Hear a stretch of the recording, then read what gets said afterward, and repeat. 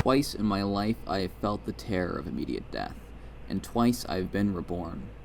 The first time I was young, not yet conscious of my world, or so I don't recall. I stood over an ice pond with my sister beside me. When the ice cracked, I fell straight through. Every muscle in my body clenched together, frozen from the cold. I had fully accepted my death until my sister pulled me out. But my fate was already sealed. I had been risen awake. We built the modern city out of a complete fear of death. Wildlife is stamped out or made fat with processed food and stress hormones. Risk became calculated and roaring engines quelled by bright red lights. The second time, I was in a tree house of my own construction. A small platform surrounded an oak at its trunk, nearly 12 feet in the air.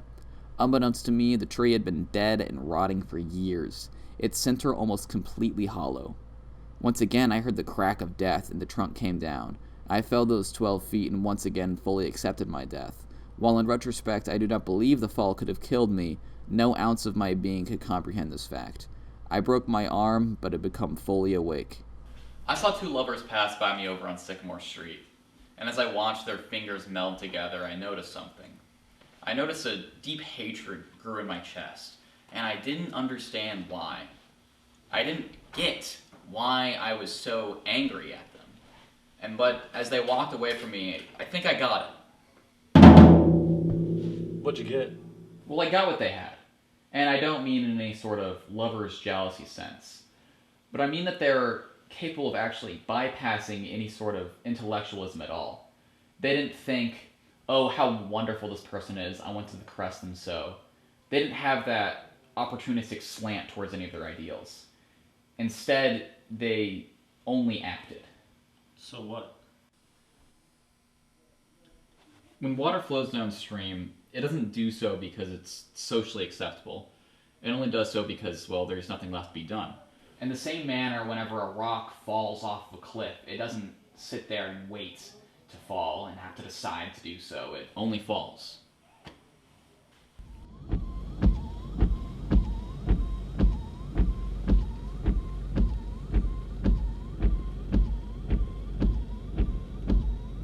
Whenever I'd sit staring at a red light that never seems to flip,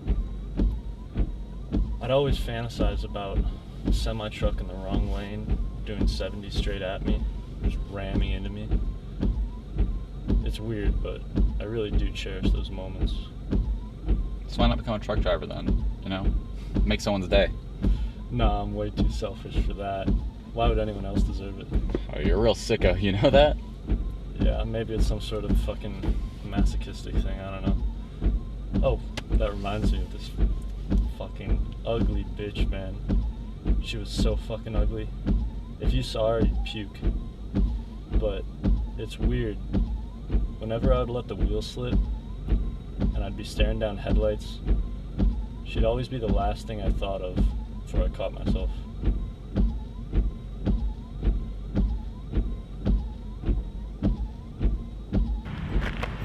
You actually hit me across the face. Yeah. Yeah. Yeah, you're not. What? Okay, now Like you're like supposed to this, hit like me. like this, like this. Oh, come on. Yeah, that one sucks. Come on. No, do it again. I'm like. Trying to avoid the Just like. Come on. Walk me right here. All right. Alright, now do me. Okay. Yeah. Okay. Like that. Oh. Okay, come on.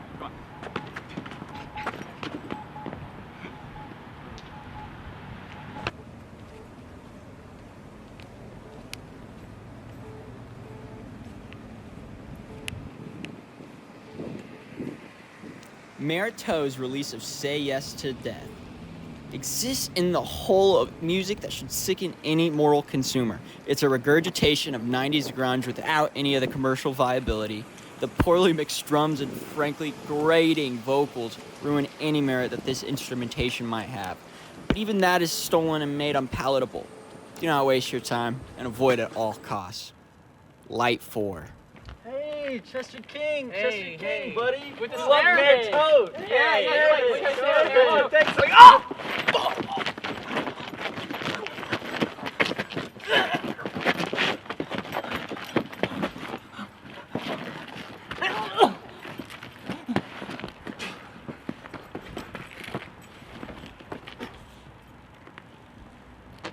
say about Maritote? Come on, kiss the ground, buddy.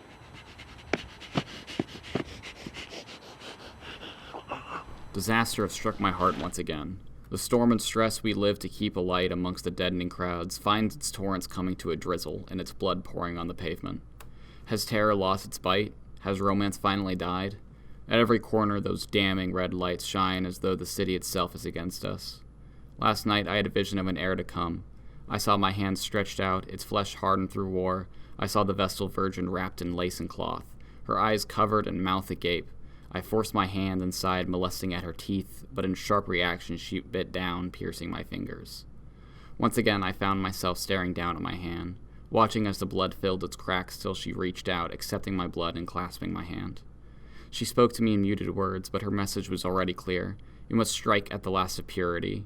We must behold its beauty and bask in its love till we are beaten black and blue.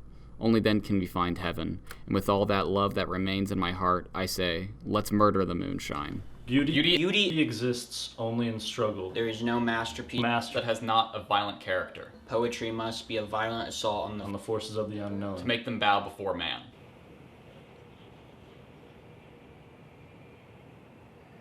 Alright, guys. Glad to have you out here. I want to see a nice, clean fight, okay? Alright, I'm going to set this down. And whatever I say go, we're going to make this happen. Alright, you guys ready? Yeah. Let's have a nice, clean fight. Alright.